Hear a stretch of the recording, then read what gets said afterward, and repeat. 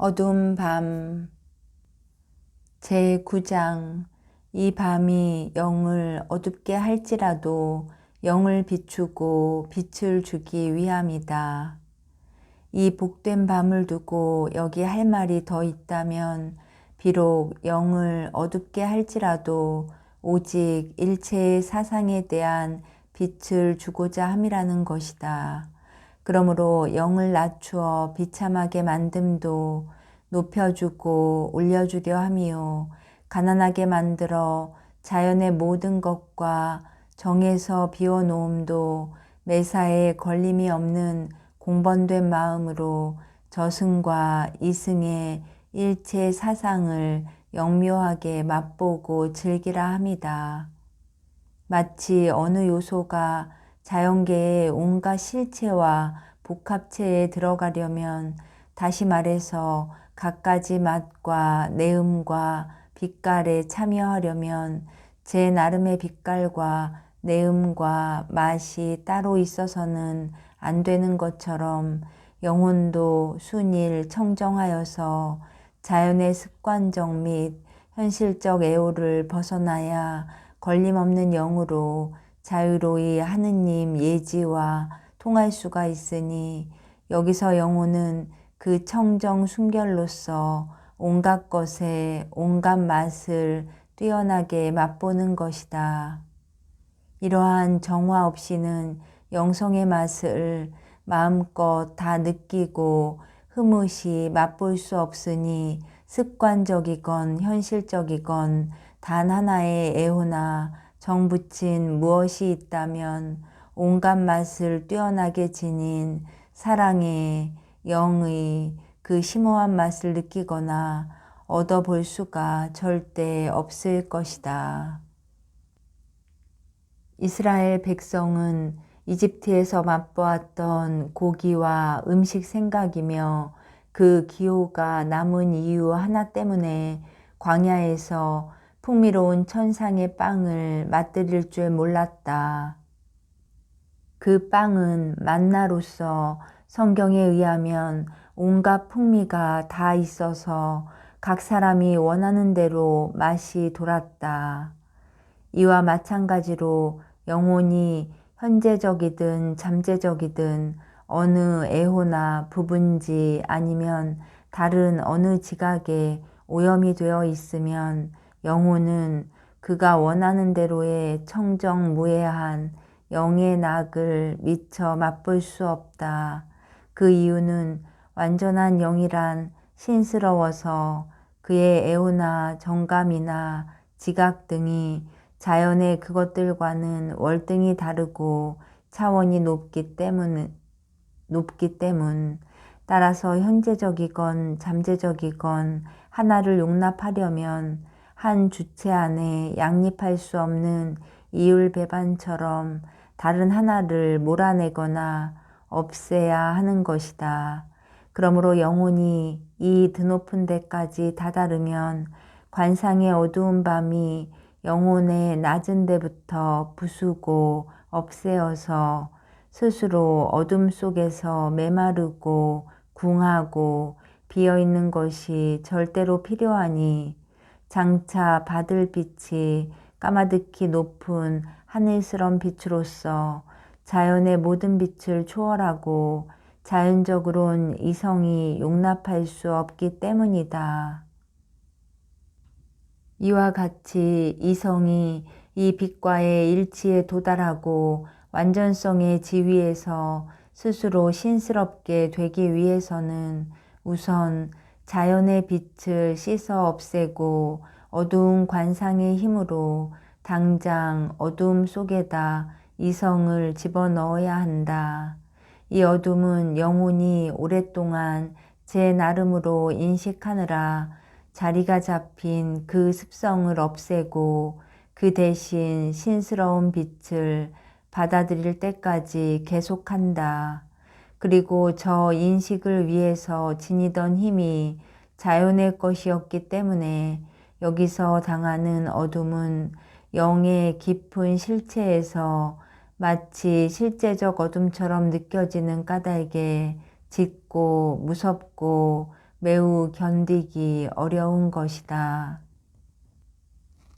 사실 신스러운 사랑의 합일에서 영에게 주어져야 하는 정예가 신스러운 만큼 이 정예는 가장 신령하고 미묘우아하고 너무 그윽해서 마음의 정감과 욕구를 모두 다 초월하므로 마음이 사랑의 합일로 자연 본성에 용납될 수 없는 이렇듯 신스럽고 숭고한 정과 낙을 느끼고 맛보기 위해서는 먼저 그 마음이 모든 애호와 감정에 있어 정화되고 없어져야 한다.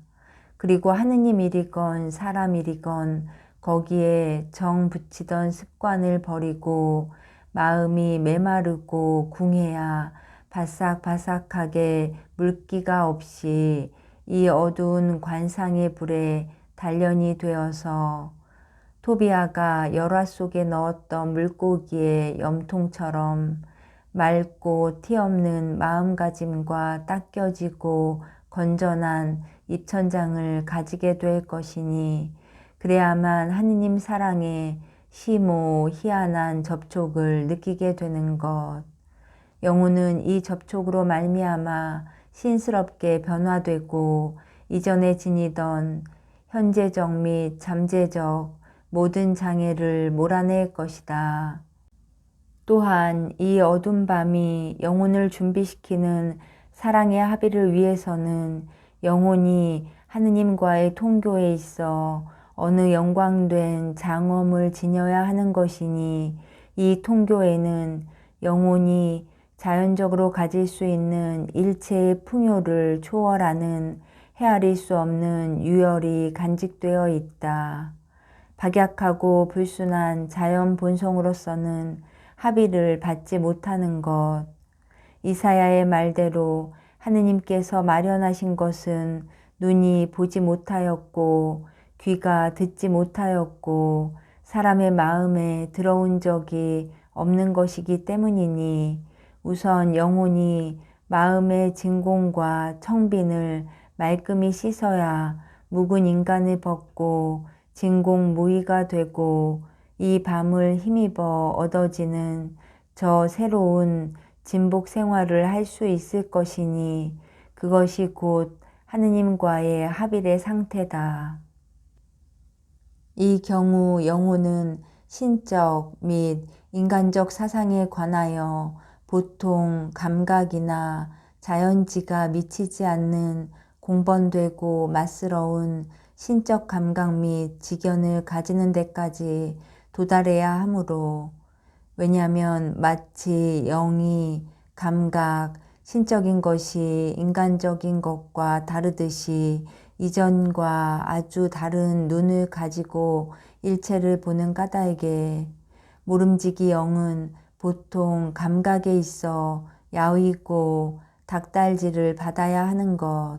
따라서 이 정화의 관상을 통하여 영은 심한 불안과 고뇌 속에 있어야 하고 기억은 친숙하고 수월한 모든 아름아름을 떠나서 일체 사물을 남처럼 나그네처럼 속으로 느껴야 하니 그에겐 모두가 관심 밖의 것, 여태까지와는 전혀 다르게 보이는 것이다.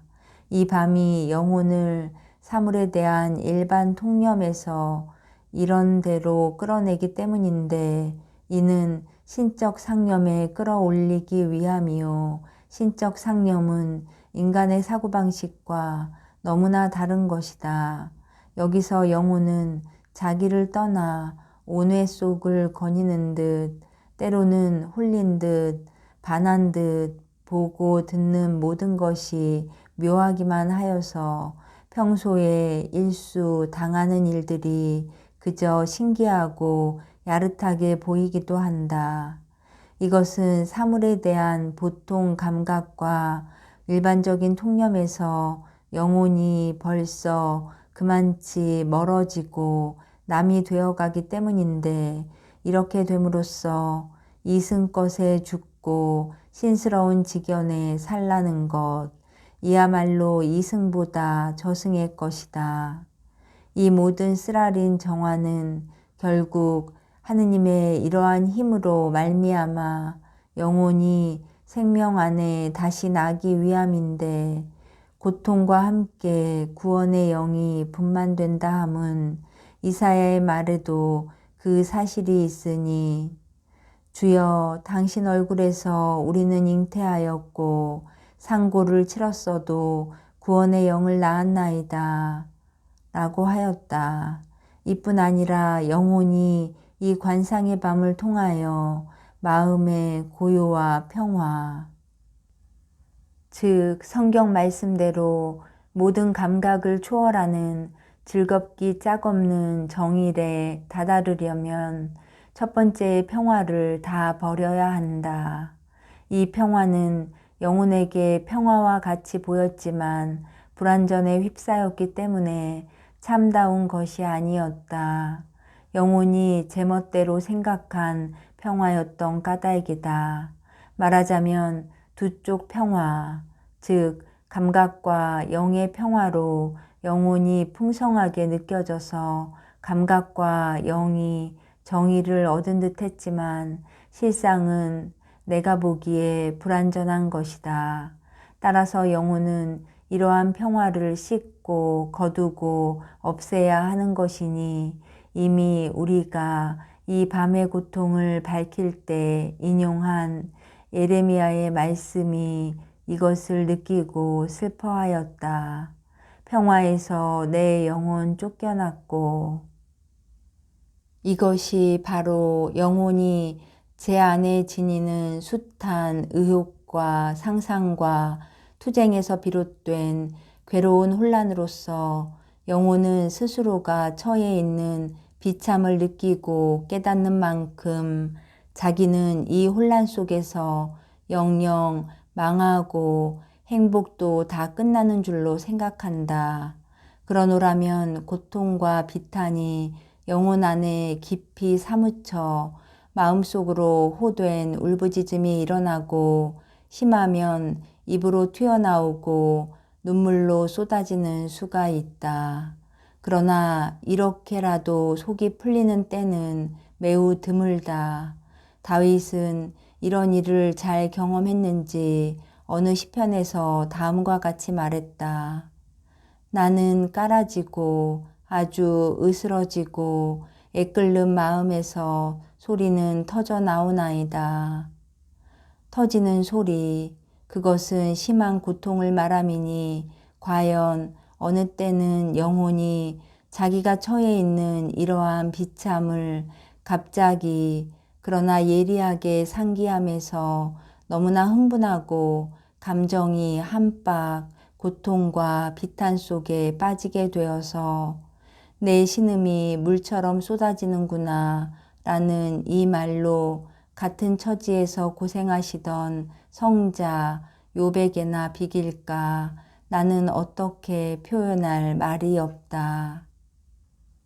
미상불 어느 때는 큰 물이 범람하면 모든 것이 잠기고 가득 차듯이 영혼의 이 부르짖음과 감정도 어느 때는 더할 나위 없이 커져서 영혼을 다 잠그고 휩쓸며 형언할 수 없는 불안과 고통으로 그의 모든 힘과 깊은 속을 가득 채워준다. 날 빛의 희망을 감싸주는 이 밤이 영혼 안에서 하는 일이란 이런 것이다. 역시 욥은 이런 뜻으로 밤은 내 뼈를 깎아내고 나를 갉아먹는 고통은 잠들지 않네 라고 하였다. 왜냐하면 여기에 뼈란 곧 마음이니 이것이 영혼을 난도질하면서 쉬지도 자지도 않는 이 아픔에 사뭇 꿰뚫리는 것, 영혼을 관통하는 의혹과 공포가 그칠 새가 없기 때문이다. 이 겨룸, 이 싸움이 심각한 까닭은 영혼이 기대하는 평화가 그만치 심오한 탓이고, 영혼의 아픔이 깊고 섬세함은 차지해야 할 사랑이 그만치 매우 그윽하고 순수하기 때문이니 무릇 깊이 있고 절묘한 작품이 나오기 위해서는 그만치 작업도 정성되고 진지하고 깨끗해야 하며 오래가는 건축일수록 그만치 튼튼한 법이다. 그러기에 욥이 말한 대로 내 영혼은 내 안에서 시들어가고 그 속은 아무 바람 없이 타고 있는 것이다. 사실이 꼭 그러하니 영혼이 정화의 밤을 거쳐 다다라야 할 완덕의 단계에서 그 실체로나 능력으로나 여러 은사와 덕의 무수한 보화를 얻고 누리고 해야 하므로 우선은 통틀어 이러한 은사들을 멀리 떠나고 잃어버리고 비우고 없앴음을 보고 느껴야 하고 이러한 보아와는 너무나 동떨어졌기 때문에 다시는 거기에 도달할 수 없으며 좋은 일은 다 끝났다는 확신까지도 가져야 한다.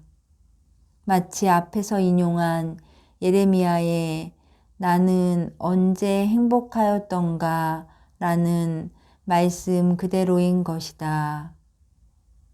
그러면 관상의 이 빛이 그토록 영혼에게 맞들고 절친해서 더 바랄 나위 없는 것이라면 위에서 말이 있었듯이 이 관상으로 영혼이 하느님과 합일하고 바라는 완전의 상태에서 모든 보화를 얻음으로 도대체 무슨 까닭으로 이 빛이 한번 들어오기 시작하자 처음엔 방금 말한 대로 그토록 고통스럽고 냉엄한 결과를 가져오는가 그 이유가 지금은 알고 싶다. 이에 대한 응답은 어렵지 않고 그 일부는 벌써 해둔 셈이니 즉 이런 결과는 하느님이 내리시는 관상편에서 오지 않는다는 것이다. 당신이 내리시는 관상이란 그 자체가 고통을 줄 수가 없고 도리어 다음에 말하겠지만 막과 낙을 주는 것이다. 그러므로 원인은 그때 영혼이 지니는 나약과 불완전이요 은혜를 받아들이기에 마땅치 않은 자세이니 하느님의 빛이 이러한 데에 들어오는 바에야 영혼이 이미 말한 그러한 고통을 안 겪을 수 없는 것이다.